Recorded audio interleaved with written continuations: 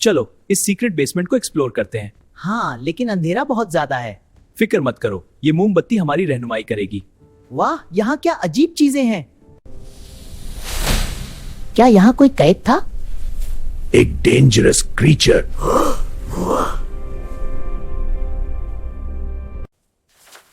کتاب خود کیسے کھل گئی؟ کیونکہ وہ ہمیں محسوس کر رہا ہے.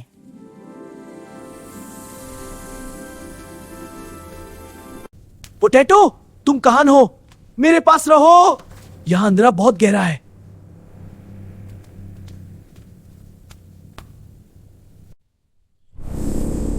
وہ کیا چیز ہے؟ اس کا نام شیڈو بیسٹ ہے.